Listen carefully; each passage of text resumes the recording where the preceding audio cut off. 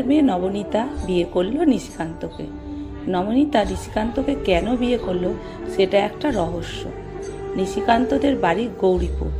মালদা থেকে মানিকচক ঘাট যেতে ধরমপুর বাজার থেকে পশ্চিমে গঙ্গার দিকে অনেকটা গেলে তবে গৌরীপুর একেবারে অজপাড়াগা। প্রতি বছর নিয়মিত করে বন্যা হয় এখানে। গৌরীপুরে পশ্চিম পাড়ার ছেলে নিশিকান্ত বাড়িতে পা দিয়ে নবনীতা দেখল শ্বশুর বাড়িটি তার একেবারে ছবির মতন। ভারী সুন্দর জায়গাটি।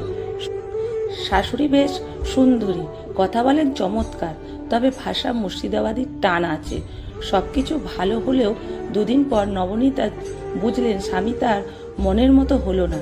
সে যা ভেবেছিল নিশিকান্ত তার ঠিক উল্টো। নবনীতাদের বাড়ির সামনেই পঞ্চায়েতের অফিস, এখানেই চাকরি করে নিশিকান্ত। ছেলেটি যেমন সুন্দর দেখতে তেমনি ধীর স্থির। প্রথম দিকে দেখতেই পছন্দ হয়ে গেছিল।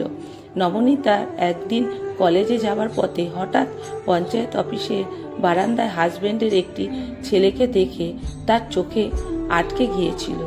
এক কথায় ফিদা। এত সুন্দর ছেলে তাদের কলেজে একটিও নেই। খোঁজখবর নিয়ে মা বাবাকে ধরে এক প্রকার জোর করে সবার অমতে নিশিকান্তকে বিয়ে করে ফেলল নবনীতা। বিয়ের দিন নবনীতা হাঁ করে শুধু তার বরকে দেখছে। সে কল্পনাও করতে পারেনি এত সুন্দর স্বামী জীবনে সে স্বামী হ্যান্ডসাম হলেও বুদ্ধিমান হবে এমন গ্যারান্টি নেই। ছেলে দেখতে সুন্দর হলেও চালাক চতুর হবে সেও গ্যারান্টি নেই। নিশিকান্ত বুদ্ধিমান নয়। অসময়ে বাবা মারা না গেলেও চাকরিও সম্ভব পেত না। বিয়ের দুদিনের মাথায় নবনীতা বুঝল নিশিকান্ত একটা শুকনো কাঠের খণ্ড। ভেতরে রসকস তেলে ভাজা টেস্ট কিছুই নেই। ভালোবাসা শব্দটা জীবনে শোনেই নি। আদর সোহাগ বোঝে না। বউকে এক প্রকার ভয়ই পায় সে। অন্য প্রাণী বলে সন্দেহ করে। বিয়ের পর প্রথম দিন অফিস যাবার সময় নবনীতা বলল, তোমার যে বউ আছে তুমি কি জানো না?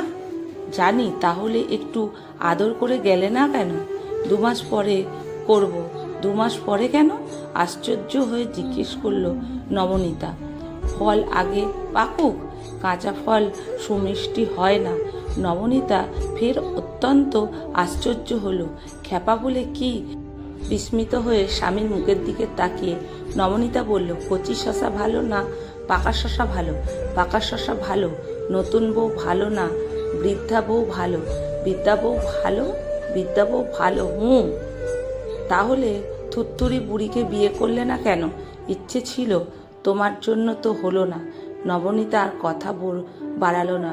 নিশিকান্ত বেরিয়ে গেল। ঘরে এসে শুয়ে আধ ঘন্টা চোখের জল ফেলল। আয়নায় নিজেকে দেখল।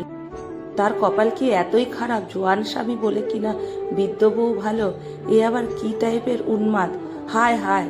নিশিকান্ত অফিস থেকে ফেরার পর নবনীতা স্বাভাবিক আচরণ করল। রাতে নির্জনে বলল, তোমার কি পছন্দের বয়স্ক কেউ আছে নাকি? আছে। নবনীতা শুয়েছিল। উত্তেজনা উঠে বসল। নিশিকান্ত মুখের দিকে সন্দেহ দৃষ্টিতে তাকিয়ে বলল, কজন আছে? নিশিকান্ত নির্বাকভাবে বলল, 4-5 জন। উনাদের বয়স কত? বলতে পারবো না। একজনের 3টি দাঁত নেই। দাঁত নেই? না। তোমার মোবাইলে ছবি আছে? আছে। বের করো, আগে দেখাও। দেখানো যাবে না কেন? নিষেধ আছে। লাত মারতে পারে। নবনীতার মাথা ঝিমঝিম করতে লাগলো। কি টাউটারকে বিয়ে করেছে সে! মানুষ চিনতে তার এত বড় ভুল হয়ে গেল। কি রুচি লোকটার! আবার নির্দ্বিধায় বলছে, লজ্জা শরম ভয় ডর কিছুই নেই। রাগে ক্ষোভে নবনীতা আচ্ছা করে রাতের জন্য ধর্মঘটে উল্টো দিকে মুখ করে শুয়ে পড়ল। সকাল হলো, সে বাপের বাড়ি যাবে, আর ফিরবে না। এমন লোকের সঙ্গে কেউ সংসার করে? ছি ছি! ভোরের দিকে কিছু একটা শব্দ। নবনীতার ঘুম ভেঙে গেল। চোখ ঢুলে উঠে বসল।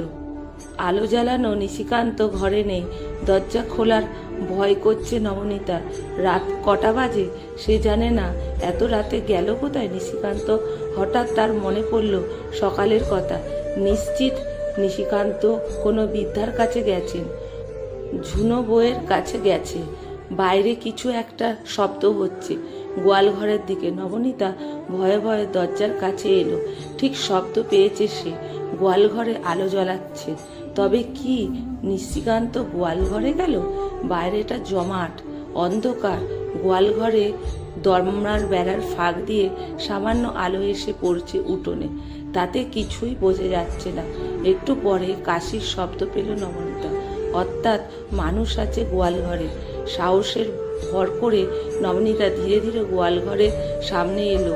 আর তখনই দেখলো নিশিকান্ত গরুগুলো খাবার দিচ্ছে। একটা গরুর মুখে হাত বুলিয়ে দিচ্ছে। হঠাৎ নিশিকান্ত নবনীতাকে দেখে হাসলো। পাশে রাখা বালতিতে হাত চুবিয়ে ধুয়ে তাড়াতাড়ি নবনীতার কাছে এলো। আশ্চর্য হয়ে বলল, খুব সকালে এদের খেতে না দিলে ওরা রাগ হয়। তুমি এত ভোরে উঠলে কেন? নবনীতা কেন উত্তর দিল না, চুপ করে রইল। নিশিকান্ত এবার নবনীতার হাত ধরে কালো রঙের এই গায়ে গরুর কাছে নিয়ে বলল, আর কদিনের মধ্যেই বাচ্চা দেবে। 5-6 কেজি করে দুধ দেবে। অল্প বয়সে খুব লাত মারত, দুধ দিত না। একবার লাথি মেরে আমার হাত ভেঙে দিয়েছিল। ওর এখন 3টে দাঁত নেই। 3টে গরুর ছানা এক কোণে ঘুমিয়েছিল। সে উঠে এসে নিশিকান্তকে ঘিরে দাঁড়ালো। তার হাত পা সুখে আদর করতে লাগলো। নিশিকান্ত তাদের দেখিয়ে পিঠে হাত বুলিয়ে বলল, এগুলো আমার ছেলে মেয়ে, ভারী শান্ত। বদমাইশগুলো শুধু খায় আর চেঁচায়, কোনো উপকার করে না। এরা হলো গিয়ে কচি শশা। কচি শশা ভালো না। হঠাৎ কিছু একটা বুঝে নবনীতা হেসে ফেলল। হাসির মধ্যে তার চোখের জল এলো। চোখে পাতা তার ভিজিয়ে দিল কোনো অচেনা এক আনন্দে। এবার নবনীতা নিশিকান্ত একটা হাত ধরে বলল, তাই বলে কচি বউ ভালো না? না, কেন? কারণে অকারণে রেগে যায়, ধর্মঘট ডাকে। ঝুনো হলে প্রেম বাড়ে অল্প বয়সে। প্রেম হয় না, না শুধু উচ্ছ্বাস আর আবেগ হয়। ওদের বদমাইশ বলে নবনীতা নিশিকান্তকে টানতে টানতে গোয়াল ঘরে বাইরে এনে আবার বলল, চলো ঘরে। কচি বউ ভালো না, বিদ্যা বউ ভালো। শেখাচ্ছি। শয়তান কলমে বাবুরাম মণ্ডল, পাঠে অনিতা।